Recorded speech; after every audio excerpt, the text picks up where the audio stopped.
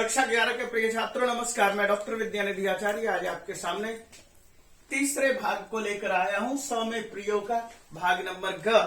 और हमने इससे पहले पाठ नंबर क और ख में हमने कुछ श्लोकों को पढ़ा है और अब मैं 8वें नंबर श्लोक से लेकर के शुरू कर रहा हूं। 15 नंबर श्लोक तक चलूंगा। और इस पाठ में ये चूंकि 12वां अध्याय है और 12 अध्याय में 20 श्लोक हैं। 20 श्लोक में से शुरू के 5 श्लोक तो हमने छोड़ दिए, 4 श्लोक, और उसके बाद 5वें श्लोक से हमने पढ़ना शुरू किया था और 19वें श्लोक तक पढ़ेंगे और इसमें 20वें श्लोक को भी छोड़ देंगे। इस तरह से हम अधिकतर श्लोकों को पढ़ेंगे। लेकिन जब आप गीता पढ़ रहे होते हैं तो गीता में जो क्रम दिया है उसके ठीक अलग हट करके हम उस क्रम के साथ चल रहे हैं जो क्रम स्कूल में, क्लास में, किताबों में लगाया गया है। तो इस बात को ध्यान रखना है क्योंकि आप में से कोई ये भी कह सकता है कि पहले कुछ पढ़ा देते हैं फिर बाद में कुछ और बताते हैं, बाद में कुछ और श्लोक बताते हैं, श्लोक भी उल्टा पुल्टा बता रहे हैं। तो ऐसा नहीं है। हमारे पास जो समय प्रियो पाठ में संकलित श्लोक हैं उसका जो क्रम है उसी क्रम के साथ में आगे बढ़ रहा हूं। तो यहाँ अभी जो हमारा 9वां श्लोक शुरू होता है, अभ्यासे के समर्थोसी मत कर्म परमो भव मदर्थम अपि कर्माणि कुर्वन् सिद्धिमवाप्स्यसि। और हमने इस श्लोक के माध्यम से आगे जानने की कोशिश करेंगे। हमने सबसे पहले समर्पण योग पढ़ा, हमने सर्व फल त्याग भी पढ़ लिया है, भागवत कर्म भी पढ़ा है और अभ्यास योग भी पढ़ा है। हमने इन चारों को पढ़ा है। यदि हम संक्षेप में इस अध्याय को देखेंगे तो यही सब कुछ है। इन 4 तत्वों का ही विवेचन है, इन 4 तत्वों का ही वर्णन है। हमने इससे पहले अभ्यास योग की चर्चा की है और कई बार अभ्यास योग की चर्चा की और बड़े विस्तार के साथ अभ्यास योग की चर्चा की। आज फिर यही उसी प्रश्न को उठाया गया है। अभ्यासे भी असमर्थोसी, यदि तुम अभ्यास में भी असमर्थ हो तभी तो मत कर्म परमो भव, मेरे कर्म के लिए समर्पित हो जा, मुझ में ही सारे कर्म को डाल करके मेरे कर्म के प्रति पारायण हो जा। मदर्थम अपि कर्माणि कुर्वन् सिद्धिम अवाप्स्यसि, मेरे लिए काम करते हुए पूर्ण सिद्धि को प्राप्त करोगे। जब आप सिद्धि डुला रही है, तो जब हम इस सिद्धि की बात कर रहे हैं तो हम इसे यदि हम अन्वय के आधार पर देखें तो अन्वय में हम क्या करेंगे? यदि तुम, अर्जुन से कह रहे कि हे अर्जुन, यदि तुम अभ्यासे अपि असमर्थसि, अभ्यास में भी असमर्थ हो। तात्पर्य क्या है? यदि आप अभ्यास योग करने में भी असमर्थ हो तो मत कर्म परमो भव, ये ऐसे कैसे पंक्ति लिखेंगे? मेरे कर्म के प्रति कर्म पारायण हो जा। और मदर्थम अपि कर्माणि, मेरे लिए कर्मों को करते हुए भी सिद्धिम अवाप्स्यसि।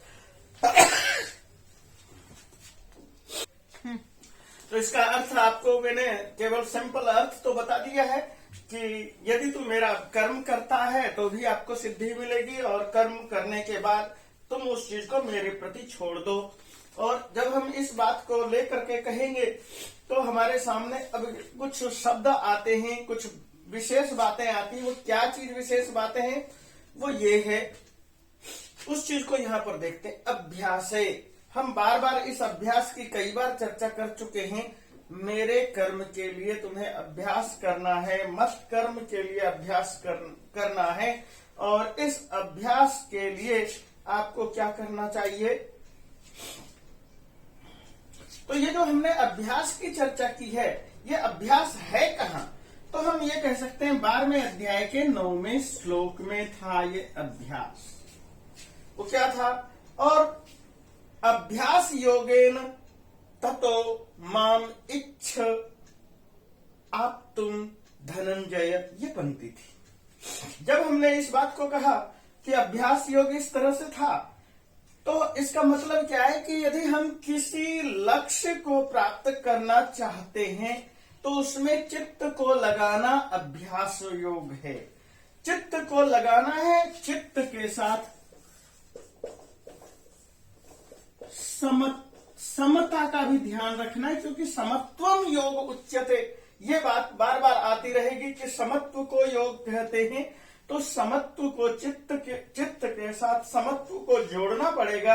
यदि हम इसके साथ इसको जोड़ेंगे तभी वह अभ्यास योग होगा, अन्यथा मात्र अभ्यास रह जाएगा और अभ्यास से हमें सफलता नहीं मिलेगी। अभ्यास योग के माध्यम से सफलता मिलेगी।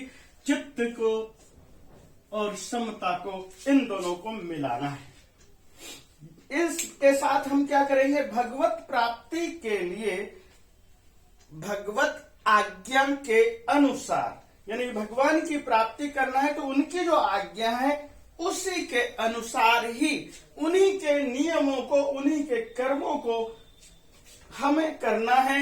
यही है मत कर्म, मेरे प्रति जो भाव है, मेरे प्रति जो कर्म है, उसके प्रति पारायण होना, परमो भव मतलब पारायण होना है, उसके प्रति हमें सचेत रहना है, जागरूक रहना है।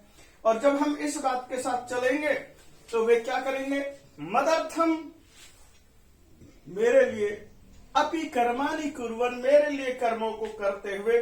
तात्पर्य क्या है कि मेरे लिए कर्म करते हुए कि आप जो भी कर्म कर रहे हैं, आपके अंदर जो भी कर्म है, वह सारा का सारा कर्म मेरा कर्म है। यानी कि आप कर्म कर रहे हैं, कर्म करते हुए फल की इच्छा आपको नहीं रखना है, तो आपके शरीर के द्वारा जो भी कर्म, चेष्टा, हरकत, इच्छा पैदा हुई, वह सब मेरे लिए ही है, मदर्थम है।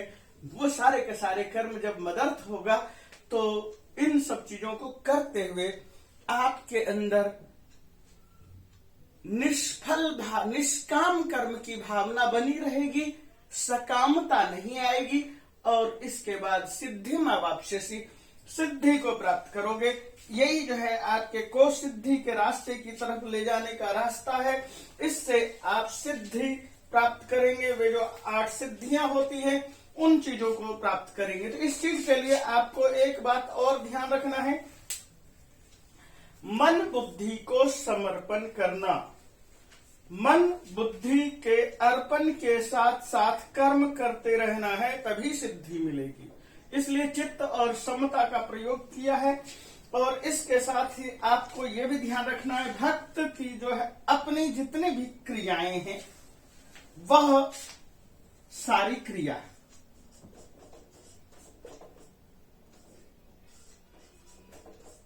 उसकी सामग्री जो भी है, उसका सामर्थ्य है और समय, ये जो 3-4 चीजों का हम प्रयोग कर रहे हैं, ये सब कुछ हर समय, हर क्षण केवल मेरे लिए ही हो, यही भाव है। इसी भाव से भगवान आगे आपको सिद्धि प्रदान करते हैं। सिद्धि अवाप्स्य से सिद्धि को पाओगे। तात्पर्य क्या था, यहाँ पर यही कहा जा रहा था, हे अर्जुन, यदि तुम अभ्यास योग भी करने में असमर्थ हो तो सारे के सारे काम मेरे लिए करो। यही बात है, मेरे लिए, मैं हूं और मेरे लिए तुम काम करो। इस भाव के साथ हम आगे बढ़ते हैं। समः शत्रौ च मित्रे च तथा मानापमानयो शीतोष्ण सुख दुखेषु समः संग विवर्जितः। जब हम समः संग विवर्जितः की बात रखेंगे, ये भावना रखेंगे, तो हम यहाँ पर क्या कहेंगे, शत्रु मित्रे च। शत्रु और मित्र के प्रति, यह जो आदमी शत्रु के प्रति और मित्र के प्रति समता का भाव रखता है, समान भावना रखता है, तथा मानापमानयो, वैसे ही मान आदर सत्कार में और अपमान में भी जो समता का भाव रखता है, शीत ठंड और उष्ण गर्मी, इसमें समता का भाव रखता है, सुख दुखेषु, सुख में और दुख में समता का भाव रखता है। और संगः विवर्जितः, संग को त्याग देता है। शुरू से कहा जा रहा है संगस तेषु उपजायते, उनमें संग से संग उपजता है, तो संग उपजने के बाद काम पैदा होता है। ध्यायतः विषयो पुंसां संगस्तेषु उपजायते, वो जो संग उपजता है उस संग को विवर्जित करना है, क्योंकि कर्म करते हुए कर्मों को करने के साथ साथ हमें यही ध्यान में रखना है कि संगोस्तु अकर्मणि, माते संगोस्तु अकर्मणि, इस बात का ध्यान रखना है, इसी का अध्ययन करते हुए चलना है। और उसके बाद मैं इस चीज में यहाँ ये बताने की कोशिश करूंगा कि यहाँ पर यदि हम अन्वय की दृष्टि से देखेंगे तो क्या कहेंगे, शत्रु मित्रे च, शत्रु में और मित्र में, यहां से शुरू करेंगे। जो शत्रु मित्रे च समो भवति, सम होता है। मानावमानयो च समभवति, मान और अपमान में भी समान रहता है। शीत उष्णे च, शीतम च उष्णम च शीतोष्णे, शीत और उष्ण में जो समान रहता है। सुखम दुखम च सुखे च सुखम च दुखम च सुख दुखे तेषु, सुख दुखेषु, वहां पर समान रहता है। ये इसका भाव है। तात्पर्य क्या हुआ कि जो भी व्यक्ति सुख में, दुख में, मान में, अपमान में, हर जगह एक जैसा सम बना रहता है, तो उसके लिए इस बात को कहा गया है। और संग को जब त्याग देता है तो वहां पर क्या होता है, समता भाव पैदा होता है। और समता भाव पैदा होने के बाद वह सिद्धि को प्राप्त करता है, आगे बढ़ता है। वही व्यक्ति, वही भक्त मेरे लिए प्रिय है। तो हम क्या देखेंगे, समता ढूंढते हैं। समता किसमें अब खोजेंगे, तो एक तो शत्रु मित्र, हमने एक चीज ये रखा है, शत्रु मित्र के में भाव नहीं रहता शत्रु मित्र का कि ये मेरा शत्रु है या ये मेरा मित्र है, इस भाव से रहित होना ये मूल मकसद है। इसी तरह से तात्पर्य, अनुकूल में प्रेम होता है, प्रतिकूल में द्वेष पैदा होता है। और इसी चीज को ध्यान में रखना है। और इसके बाद क्या कहेंगे कि इसी दृष्टिकोण से हमें मान अपमान में भी भाव रहित होना है। इसके अतिरिक्त क्या था, शीतोष्ण, यहां पर भी भाव रहित होना है, दूर रहना है, समता दिखाना है। और सुख दुख में इसमें भी भाव रहित होना है, दिखाना है कि हम इनके प्रति समता का भाव रखते हैं और इतना अधिक समता का भाव रखते हैं कि इनका असर हम पर नहीं होता है। इन चीजों की वजह से हमारे अंदर राग पैदा नहीं हो रहा है और इन चीजों की वजह से हमारे अंदर द्वेष पैदा नहीं होता है, क्योंकि राग और द्वेष दो परिस्थिति को जन्म देता है, अनुकूलता और प्रतिकूलता। अनुकूलता ही राग है और प्रतिकूलता ही द्वेष है। और राग और द्वेष यदि उनके साथ चिपका रहा तो उनके अंदर की समता का भाव पैदा नहीं होगा, क्योंकि परकृत क्रिया जो है, ये देखिए यहाँ पर जो है मान दूसरे लोग देते हैं, अपमान भी दूसरे देते हैं, इसको कहेंगे परकृत क्रिया।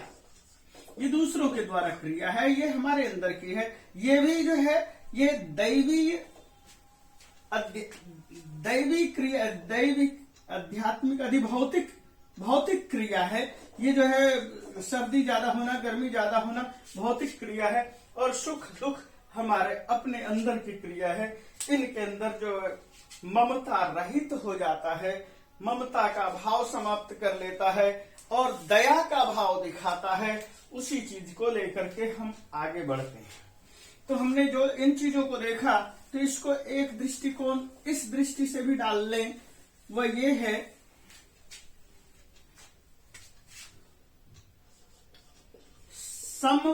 समता भाव युक्त भक्त। अब हमारे पास ये समता भाव युक्त भक्त है।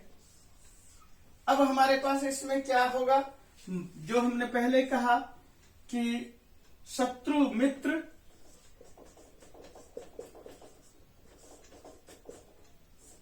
मान अपमान और शीत उष्ण, ये जो चीजें हमने पहले कही है वही है। सुख और दुख, इन सब चीजों को जब हम देखते हैं तो हमारे पास यहां पर एक सरल शब्दों में यहां बताने की कोशिश कर रहा हूं कि मन की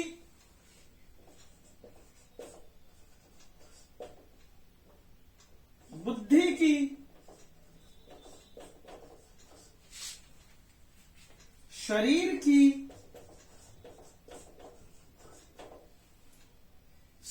इंद्रियों की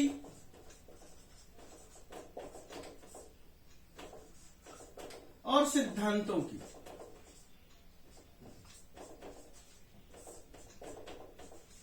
इनकी क्या देखना है, अनुकूलता और प्रतिकूलता।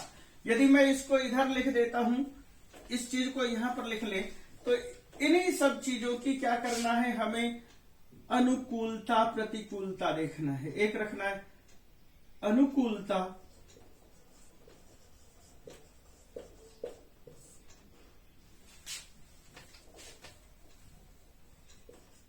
और दूसरा रखना है प्रतिकूलता। बार बार जो चीज मैं कह रहा हूं ये सब चीजें इसके साथ आएंगी। और ठीक उसी तरह से ये भी चीजें इनके साथ चलेंगी। राग होगा अनुकूलता से और प्रतिकूलता से द्वेष होगा। तो हमें राग और द्वेष दोनों से ही हटना है। ये अनुकूल और प्रतिकूल से हमें ऊपर उठने की कोशिश करना है।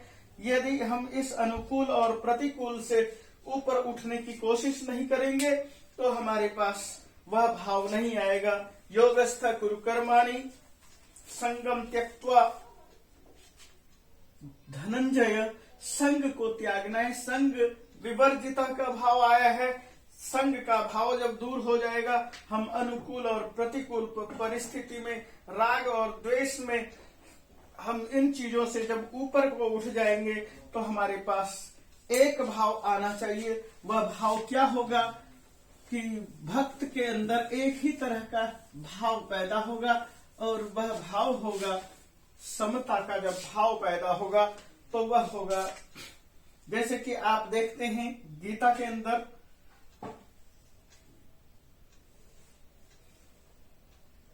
आकांक्षा,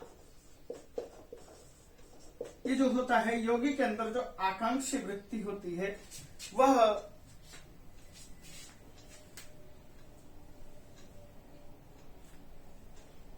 अमला, मल रहित होना चाहिए। इस चीज को आप देखते हैं।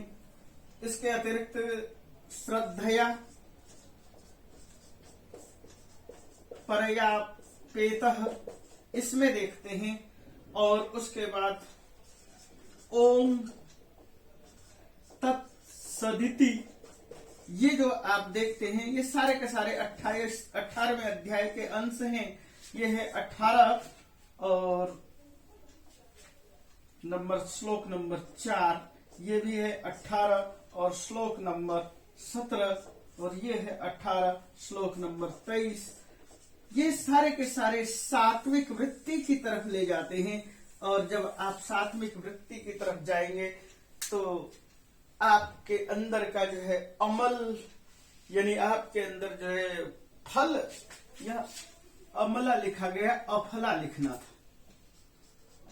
अफला यानी फल रहित होगा और वह सकाम कभी नहीं होगा, वह निष्काम होगा। इसी बात को हम बताने की कोशिश कर रहे हैं कि ये सारे के सारे अफल होने से, सात्विक वृत्ति होने से इस निष्काम की तरफ जाता है। और निष्काम वृत्ति आपको पूरी तरह से आजादी देता है किस बात की आजादी? कि आपको अब बार बार शरीर के जन्म बंधन से मुक्ति मिलनी चाहिए। इसके साथ अब हम थोड़ा सा कुछ क्वेश्चन आंसर देख लेते हैं। तो बच्चों, मैंने यहाँ पर भक्त और उसके समानता की बात की थी। मान अपमान, शत्रु मित्र, शीत उष्ण, संग विवर्जित, और क्या कहते हैं, भक्त के जो है शरीर से, मन से, बुद्धि से और सिद्धांतों के प्रति राग और अनुराग, अनुकूलता और प्रतिकूलता, इन सब चीजों की बात की। तो हम इस श्लोक में देखते हैं अथै तदप्य असक्तोसी, यदि इसके बाद भी असक्त हो तो, इसे भी करने में असक्त हो तो, यदि जो बात हमने अभी तत्काल कही उसको भी करने में यदि असक्त हो तो मद योगम आश्रित, मेरी सहायता लो, मेरी सहायता के साथ चलो, मद योगम, मेरे योग के साथ चलो। ये भाव है। इसको यहाँ कहा गया है सर्व कर्म फल त्यागम ततो कुरु यथात्मवान, सभी तरह के कर्मों के फल का त्याग कर और यथात्मवान बनो, अपने आत्मा के अनुसार हो जाओ, अपने इंद्रियों को कंट्रोल में रखने वाले बन जाओ। तो इसका अन्वय हम देखते हैं। अन्वय क्या होगा? अथ, यह लिखा है मद योगम आश्रितः, मेरे योग का सहारा लेकर के तुम एतत् कर्तुम असक्त असि, यह भी यदि करने में असमर्थ हो तो, ततः तो यथात्मवान, आत्मवान, अपने इंद्रियों को वश में करने वाला बन जाओ और सर्व कर्म फल त्याग, अपने सारे के सारे कर्मों के फल का त्याग करो। हमने अभी जो 4 योग बताए थे, समर्पण योग, अभ्यास योग, भगवत कर्म योग, जो कर्म योग की बात कर रहे हैं कि यदि ऐसा भी नहीं कर सकते हैं तो फिर क्या करो? सर्व कर्म फल त्याग, सभी तरह के कर्मों के फल का त्याग करने वाला बन जाओ और कुरु, सभी तरह के कर्मों के फल का त्याग कर दो, कुरु करो। एक तो शब्द आया यथात्मवान, यतः आत्मवान, यथात्मवान, या वान में वतुप प्रत्यय है जिसे हम मतुप के बदले में डबतुप का प्रयोग करते हैं, और सर्व कर्म फल, सर्वेशम कर्मणाम फलम तत् त्यागम। तो इससे पहले भी जो है हमने इस तरह के कर्म फल के त्याग की चर्चा हमने पहले के वीडियो में भी देखा था, और उसके बाद हमने इस चीज को और थोड़ा सा आगे बढ़ाना है। वह आगे क्या बढ़ाते हैं? तुल्य निंदा स्तुति मौनी संतुष्टो येन केनचित अनिकेत स्थितिर मतिर भक्तिमान समय प्रियो नरः। तो ये 11वें नंबर का श्लोक है। तो भक्तिमान, यहाँ पर सीधे सीधे शब्दों में ये प्रयोग कर दिया भक्तिमान। ये मैंने भक्तिमान नरः, नर लिख के लिए लिखा है, मैं प्रियो नरः, वह नर मुझे प्रिय है। कौन सा नर? भक्तिमान। यहाँ में स में प्रयोग करते आ रहे थे, अब यहाँ पर स्पष्ट कर दिया भक्तिमान। यह अध्याय ही भक्ति योग का है और हमने सारे के सारे भक्ति योग के ही हिस्से बताए हैं। तो इसमें हमने क्या करना है? तुल्य निंदा स्तुति, निंदा और स्तुति में तुल्य होना, बराबर होना, ये एक गुण है। कि जैसे कि आपको अभी थोड़ी देर पहले कहा, मान में और अपमान में, मान अपमान भी वही है। श्री कृष्ण बार बार एक चीज को कई बार रिकॉलिंग करते हैं जिससे कि जनता को सही ढंग से समझ में आए, अर्जुन को भी समझ में आए। कई बार ऐसा भी हो सकता है कि अर्जुन का ध्यान भटक गया हो, इसलिए हर चीज को कई बार रिकॉलिंग करते हैं। तो निंदा और स्तुति में तुल्य होना, बराबर होना, ये एक गुण बता रहे हैं, भक्त के गुण बता रहे हैं। भक्तिमान नर के गुण कौन कौन से होने चाहिए उस चीज को यहाँ दिखा रहे हैं। इससे पहले भी हमने बहुत सारे गुणों की चर्चा की। इस श्लोक के अंदर कौन कौन से गुण बताए? मौनी, मौन धारण कर ले या फिर मनन कर ले, करने वाला बन जाए। संतुष्टो ये न केनचित, और जिस किसी तरह से भी रहे संतुष्ट रहे। जिस किसी तरह से रहे और संतुष्ट रहे का मतलब क्या है? संतुष्ट, और आगे हम बताएंगे संतुष्टो सततम, लगातार संतुष्ट रहें। हर तरह से संतुष्ट होने का तात्पर्य है कोई भी चीज आपके पास खाने का आ गया, खा लीजिए, नहीं है आया है कोई बात नहीं, लेकिन आपको उसी से संतुष्ट रहना पड़ेगा, संतुष्ट होना पड़ेगा, येन केनचित, हर किसी तरह से, किसी भी प्रकार से। तात्पर्य यही है कि आपके अंदर किसी भी तरह का क्षोभ, बौखलाहट, दुख, दर्द, पीड़ा, ये आपको कभी किसी के सामने प्रदर्शित नहीं करना है कि आप भगवान का भक्त हैं और किसी के सामने कह रहे कि देखो मैं तो बहुत बड़ा भक्त हूं और मैं 8-10 दिन से भूखा बैठा हूं, मुझे खाने को कुछ नहीं मिल रहा है, और दूसरे को आप बता रहे, जिसको आप बता रहे वही भगवान के रूप में आपके सामने उपस्थित हो गया, तो इसका मतलब आप भगवान की निंदा भगवान के सामने कर रहे हैं, तो ये चुगली चली हो जाएगी। तो इसलिए आपको किसी भी अवस्था में किसी से कुछ भी कोई मांग नहीं रखना है, कहना नहीं है, हर तरह से संतोष रखना है। संतोष एव पुरुषस्य परम निधानम, संतोष ही पुरुष का सबसे बड़ा निधान होता है। निधान का मतलब होता है खजाना। एक शब्द है निधन, और इसमें आ की मात्रा बढ़ा दी है तो निधान। निधन का मतलब मृत्यु, जिसके पास मृत्यु नहीं है तो वह निधान में है, यानी कि गद्दी पर बैठा है, कोष पर बैठा है, खजाना के पास है। तो खजाने वाला और बिना खजाने वाले को अंतर समझिए। बिना खजाने वाला हो गया निधन और खजाने वाला निधान। अब इसके बाद कहते हैं स्थिर मति। दूसरे अध्याय के 24वें नंबर श्लोक में बताया गया स्थिर मति कौन सी होती है। स्थिर मति से तात्पर्य क्या है, तो वह ये मति है जिस मति से आप विचार करते हैं यही उचित है। स्थिर मति का मतलब यही है, निश्चयात्मक मति, अनिश्चयात्मक मति नहीं, निश्चयात्मक मति। और एक शब्द बोला अनिकेतः। अनिकेतः, निकेत का मतलब होता है घर, और अनिकेतः यानी कि घर नहीं है। तो ऐसी स्थिति में क्या कहेंगे, हमने एक शब्द, एक गाने की पंक्ति का एक छोटा सा टुकड़ा लिख दिया, न घर है न ठिकाना, यानी कि जिसका घर भी नहीं है कहीं और कोई निश्चित ठिकाना भी नहीं है कि आज कहाँ ठहरना है, कल कहाँ ठहरना है, परसों कहाँ ठहरना है। जहां जैसी अवस्था, जैसी व्यवस्था हुई वहीं पर अपने धर को टिका दिया, शरीर को टिका दिया।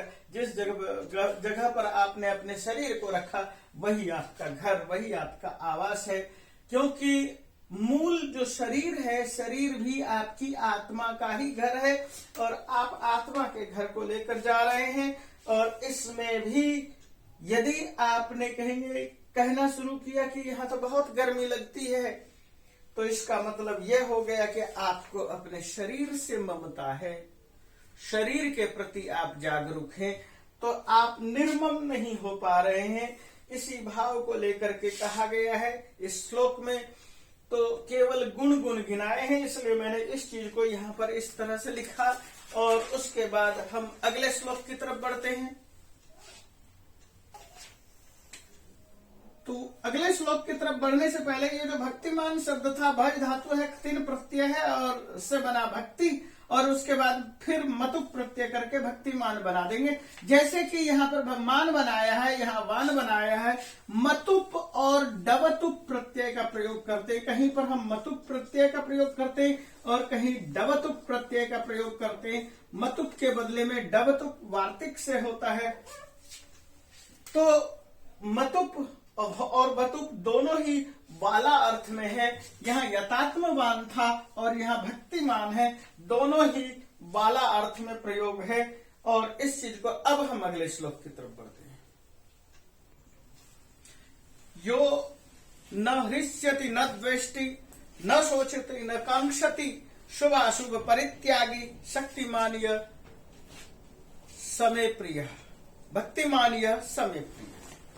इसमें क्रिया बहुत है और सब जो है प्रथम पुरुष एक वचन है। 1 2 3 4। आप इन क्रियाओं से ये सीख सकते हैं कि भक्तिमान हृष्यति न हृष्यति, भक्तिमान द्वेष्टि न द्वेष्टि, भक्तिमान शोचति न शोचति, भक्तिमान कांक्षति न कांक्षति।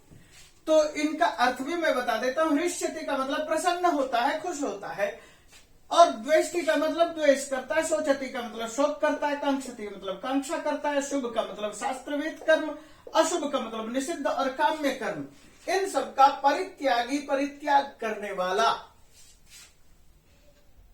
भक्तिमान प्रिय, वही पुरुष मेरे लिए भक्तिमान है। तात्पर्य क्या है?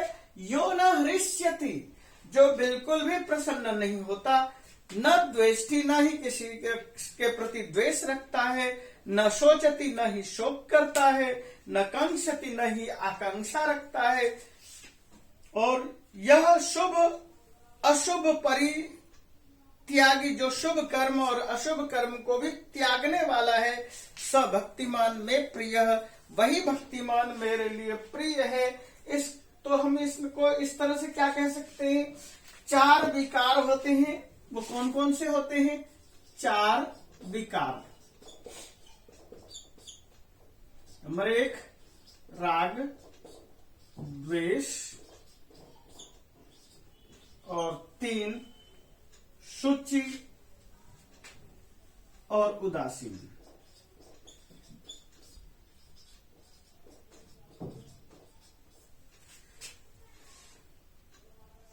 चलिए हम राग, द्वेष, शुचि, उदासीन को बाद में देखेंगे।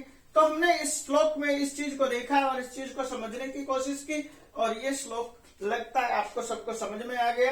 तो हम अगले श्लोक को पहले देख लेते हैं और उसके बाद इन राग द्वेष की बात करेंगे। अनपेक्ष शुचि दक्ष उदासीनो गतव्यथा सर्वारंभ परित्यागी यो मद भक्त समय प्रिय, वही प्रिय भक्त मेरे लिए प्रिय है। तो यहाँ पर लिख दिया मैंने मद भक्त, मेरा भक्त। तो श्री कृष्ण क्या किन किन चीजों को यहाँ गिनाते? अनपेक्ष, न अपेक्षा किमपि यस्य स, जिसके अंदर किसी भी तरह की अपेक्षा नहीं हुआ, अपेक्षा से रहित हो गया, जिसके अंदर अपेक्षा का अभाव हो गया। अपेक्षा किसी तरह की चाहत, अपेक्षा के लिए हम चाहत शब्द का हिंदी में प्रयोग करते हैं। चाहत खत्म, हम चाहत खत्म होने पर उदासीन वृत्ति भी कहते हैं, लेकिन जहां पर बिल्कुल चाहत ही नहीं बची कि चाहिए नहीं चाहिए, किसी ने दिया तो ले लिया, नहीं दिया तो कोई बात नहीं। शुचि, शुचि का मतलब होता है पवित्र, शारीरिक पवित्रता, मानसिक पवित्रता, बौद्धिक पवित्रता, इन चीजों पर खास ध्यान रखने वाला। दक्ष, चतुर, जो भक्त होगा चतुर रहेगा तो ठीक रहेगा। या चतुर और प्रवीण से तात्पर्य क्या है कि किसी तरह का कष्ट आता है तो उसका तत्काल उत्तर देने में समर्थ होना, उसको किसी तरह पर किसी के प्रति कोई भाव, खेद और दुखी चेहरा किसी के सामने प्रकट न हो, इस बात को ध्यान रखना। उदासीन, जो उदासीन वृत्ति है, उदासित का मतलब हर तरह की आशा, आकांक्षा, चाहत से ऊपर जो उठ गया है वह व्यक्ति। गतव्यथा, सर्वा व्यथा नष्टा, सारी जितनी भी व्यथा थी, निर्गता व्यथा यस्य स, यानी गत व्यथा या निर्गता व्यथा, हम ये भी कह सकते हैं निर्गता व्यथा। ये गत व्यथा शब्द ही मैंने ऐसे कैसा लिखा था, सर्वा व्यथा कष्टम दुखम अपगता या निर्गता, हमने इस बात को रखा। सर्वारंभ परित्यागी, और सर्व का सब कुछ, या तात्पर्य है कि हम कोई नया नया कर्म शुरू कर रहे हैं, उसका आरंभ करना चाहते हैं, उसका भी पूरी तरह से जो परित्याग कर देता है, इस भावना के साथ हमने ये श्लोक को रखा। तो तात्पर्य क्या निकलता है?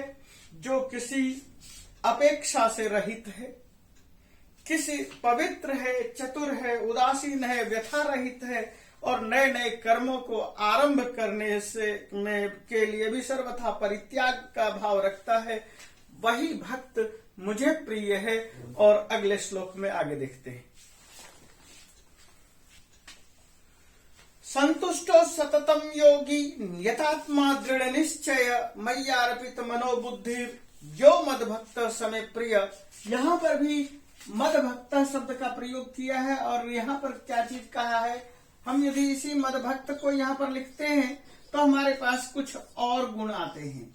वे कुछ गुण कौन कौन से हैं? सबसे पहला आया संतुष्ट सततम। सततम का मतलब है लगातार, लगातार संतुष्ट रहना। मैंने संतुष्ट के लिए एक शब्द प्रयोग किया था अभी थोड़ी देर पहले कि संतोष एवं पुरुषस्य परम निधानम, संतोष ही सबसे बड़ा खजाना है। संतुष्ट योगी जो है योगी होना चाहिए और यथात्मा होना चाहिए, दृढ़ निश्चयी होना चाहिए।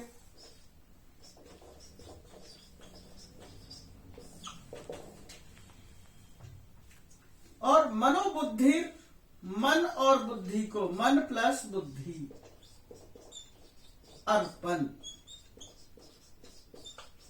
हम इन चीजों को देख रहे कि संतुष्ट है, जो संतुष्ट है, तो क्या मतलब हुआ, यह सततम संतुष्ट, जो लगातार संतुष्ट रहता है, योगी है, जो योग में रहता है। और यहां पर योगी शब्द के लिए हमने कुछ प्रयोग देखे हैं, जैसे कि युजिर योगे,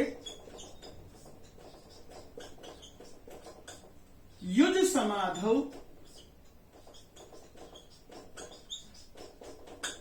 और युज संयमने। इन 3 धातुओं से योग बनाने की कोशिश की है। और इन 3 धातु से जब हम योग की चर्चा करते हैं तो हमारे पास स्थिति क्या होती है कि वह योगी होता है। और संयमन का मतलब अपने ऊपर पूरी तरह से कंट्रोल करना ही होता है। हमने यहाँ पर युज समाधौ की जगह युज संयमने का प्रयोग किया। संतुष्ट रहता है, लगातार हर समय संतुष्ट रहता है। हर समय संतुष्ट रहने से तात्पर्य क्या है कि वो जब हर समय आदमी संतुष्ट रहेगा, किसी को किसी तरह का दुख नहीं होगा। सदा संतुष्ट मनसः, जो हमेशा संतुष्ट मन वाला रहेगा। सर्वा सुख मयालिस, और उसके बाद उसको क्या नजर आएगा कि सारी दिशाएं उसके लिए सुख है।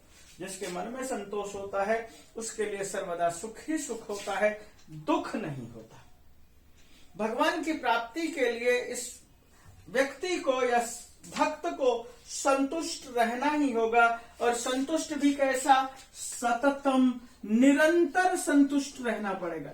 यदि उसके संतुष्टता में कहीं रुकावट है तो भी उसको जाहिर करने की अपेक्षा वो तत्काल अपने आप को में संतोष पैदा कर ले, क्योंकि यदि वह संतुष्ट नहीं रहेगा तो वह फिर आकांक्षा वाला हो जाएगा। और योग के विषय में मैंने बताया, यतात्मा, यतः समर्पितः, आत्मा, यतात्मा, यानी कि तात्पर्य क्या है कि जिसने अपने आत्मा को, यतः संयमितः आत्मा येन, जिसने अपनी आत्मा को संयमित कर लिया है। यही इसलिए मैंने युज संयमने प्रयोग किया कि जिसने अपनी आत्मा को संयमित कर लिया है। दृढ़ निश्चय, जिसने पक्का निश्चय कर लिया है कि अब हमें पीछे नहीं हटना है। पीछे नहीं हटना है से तात्पर्य क्या है, आप गीता में बार बार एक पंक्ति देखते हैं, राजा के लिए जित्वा वा भोक्ष्यसे महिम, मृत्वा वा भोक्ष्यसे स्वर्गम, जित्वा वा भोक्ष्यसे महिम। जीतोगे तो धरती मिलेगी, मरोगे तो स्वर्ग मिलेगा। तो यहां पर भी ये भी एक दृढ़ निश्चय के साथ चलता है। उसे धरती भी नहीं चाहिए, स्वर्ग भी नहीं चाहिए, उसको तो अपने भक्त में, अपने भगवान में मिल जाना है। तो भगवान में मिलने के लिए उसको शीशे की तरह से अपने आप को साफ करना होगा। और दृढ़ निश्चय से तात्पर्य है कि इस जीवन रहा तो शरीरम व साधेयम, अपने इस शरीर से या तो मैं सिद्ध कर लूंगा, देहम व पातेयम, या इस देह को ही खत्म कर दूंगा।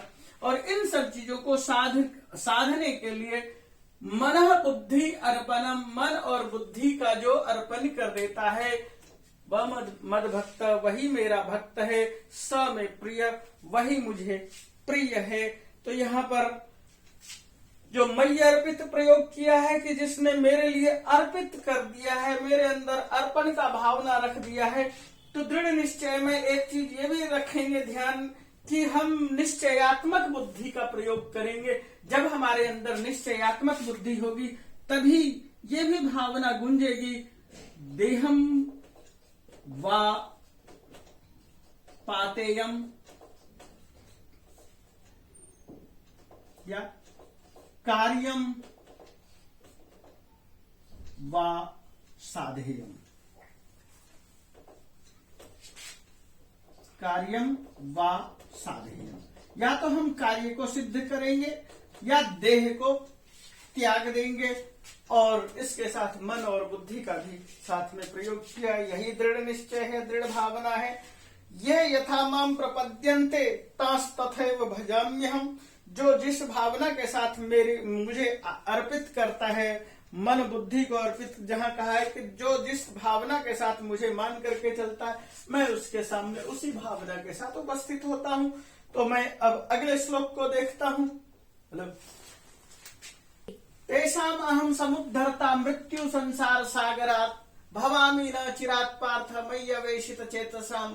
पार्थ, हे पार्थ, मयि आवेशित चेतसाम, मेरे अंदर जिसने अपने चित्त को आवेशित कर दिया है, मुझ में ही अपने चित्त को समर्पित कर दिया है, लगा दिया है, और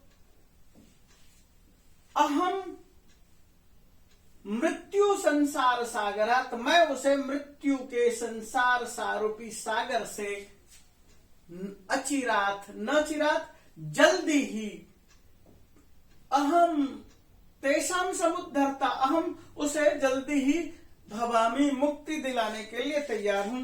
इसको मैं दोबारा से कहूंगा, इसको अन्वय इस तरह से देखें।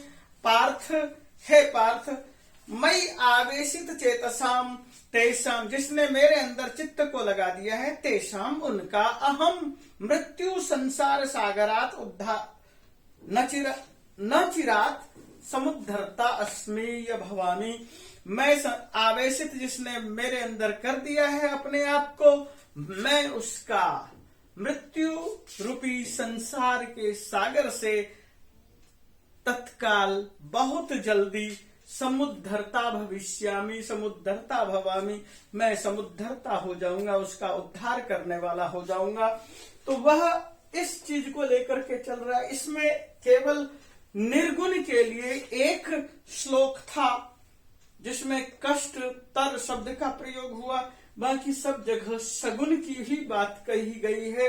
और श्री कृष्ण केवल गुण के साथ साथ अपने भक्त और अपने उनके गुण को देते हैं और प्रस्तुत करते हैं, और उसके साथ साथ कहते हैं यदि ऐसा है तो ये, यदि ऐसा है तो ये, यदि ऐसा है तो ये कुछ इसी तरह से है कि आप जैसे एक क्लास पास करके दूसरे में, दूसरे से तीसरे में, तीसरे से चौथे में, उसी तरह से बहुत सारे गुण गिना दिए हैं, और इन गुणों को पार करने के बाद आप यहाँ पहुंचते हैं, इन गुणों को प्राप्त करने के बाद यहाँ पहुंचते हैं। इससे ये होगा, इससे अच्छा ये होगा, इससे अच्छा ये होगा।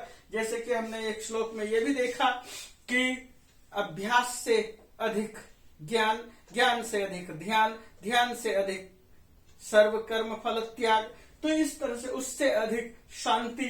तो इस तरह से एक सीढ़ी बनाई गई है, और इन सीढ़ी के माध्यम से हम आगे बढ़ते चलते हैं। और जब हम इस तरह से आगे बढ़ते हैं तो हमें क्या मिलता है कि हमने बहुत सारी चीजों की यहाँ पर चर्चा की। क्या चर्चा की? हमने सांख्य दर्शन का बार बार सहयोग लिया, और आपको पहले वीडियो में भी दिखाया सांख्य दर्शन। लेकिन आप में से कुछ लोग ये भी कह रहे हैं कि आपने भगवान कृष्ण के सांख्य दर्शन को जो है, आपने कपिल मुनि के सांख्य दर्शन को तो यहाँ प्रस्तुत किया, लेकिन क्या भगवान श्री कृष्ण ने भी सांख्य दर्शन का प्रयोग किया? तो उनका क्या विचार है? उनका विचार किसी श्लोक में मिलता है क्या? तो मैं उस श्लोक को आपके सामने उपस्थित कर रहा हूं। महाभूतान्यहंकारो, मैं पहले इसको हटा ही देता हूं यहां, और उस श्लोक को मैं लिख रहा हूं जिसके माध्यम से हमें ये क्लियर रास्ता वही मिलता है जो कि कपिल मुनि का बंद कर रखा है।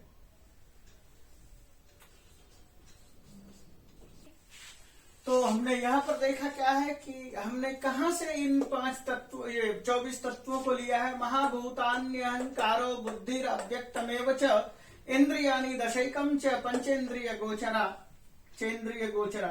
इसमें क्या है? महाभूत 5 होते हैं, आपको सबको पता है, क्षितिज जल गगन पवन समीरा, और अहंकार, बुद्धि, अव्यक्त प्रकृति का मतलब ये है अव्यक्त प्रकृति, सत्व रजस तमसाम साम्य अवस्था प्रकृति, पंच कर्मेंद्रिय, पंच ज्ञानेन्द्रिय, मन, 10 और एकम, एकम के लिए फिर मन शब्द का प्रयोग नहीं किया है लेकिन मन ही है। पंच तन्मात्रा, पंच तन्मात्र ये इंद्रिय विषय है और ये है शब्द, स्पर्श, रूप, रस, गंध। तो इस तरह से ये सारे के सारे जोड़ेंगे, 5 जोड़े 1 6, 7 1 8, 8 और 10 18, 1 19, 9 5 14, 24, ये 24 तत्व हैं और इन्हीं का ये खेल है। ये शरीर रूपी खेल के साथ उसके अंदर जो है मनुष्य के अंदर जो पैदा हो रहे हैं इच्छा, द्वेष, सुख, दुखम, संघात, चेतना, धृति, एतत् क्षेत्रम समासेन सविकारम उदाहरितम। तो ये सारा का सारा इसी चीज का खेल है। तो हमें इस तरह से जो है इस चीज को समझना चाहिए और संपूर्ण गीता को हम इस तरह से एक श्लोक में पढ़ना चाहेंगे कि हम पूरी गीता को किस नजर से देखें, कैसे समझें। तो हम उस चीज को देख रहे हैं। एक मिनट। तो संपूर्ण गीता को संक्षेप में जानने के लिए हम गीता के 13वें अध्याय के 24 नंबर श्लोक को पढ़ेंगे। ध्यानेन आत्मनि पश्यन्ति केचिद आत्मनात्मनम आत्मना अन्य सांख्येन योगेन कर्म योगेन चापरे।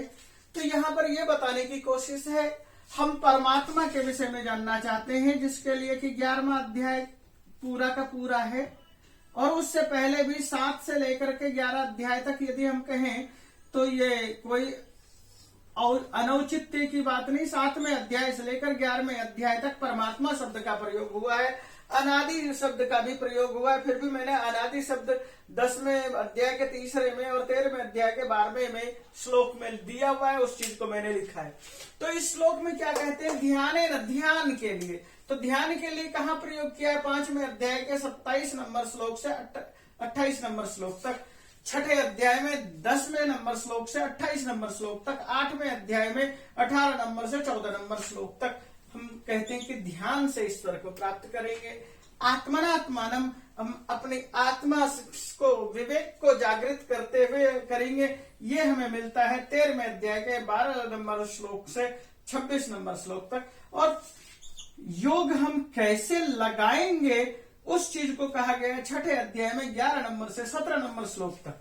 तो सांख्य की चर्चा हमने बहुत सारी चीजों की कर दी है, लेकिन बहुत कम मैंने यहाँ पर संख्या लिखी है। जैसे कि सांख्य योग का प्रयोग जो हुआ 2 अध्याय में 11 से 30 तक, 4थे अध्याय में 30 से 39 तक, 5वें अध्याय में 8, 9 और 13 से 29 तक।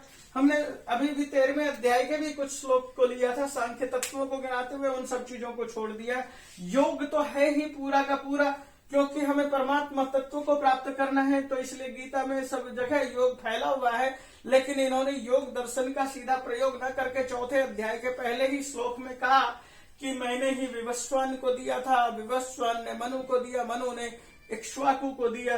तो वहां से राज परंपरा दी, इसलिए मैंने उनकी संख्याओं को नहीं लिखा, केवल ये लिख दिया 10वां अध्याय 7वें नंबर श्लोक को आप देख सकते हैं।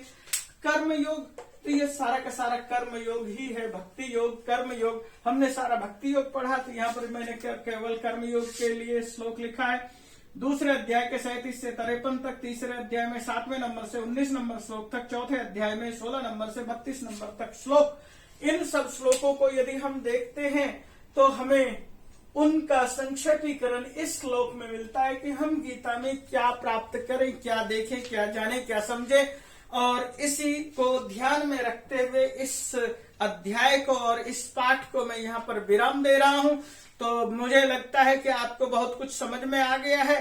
तो इस पाठ को अच्छी तरह से देखिए, सुनिए, समझिए। जिसको आलोचना भी करनी है, जिसको जो भी विचार करना है, मेरे से सीधे संपर्क कर सकते हैं और सब्सक्राइब कीजिए।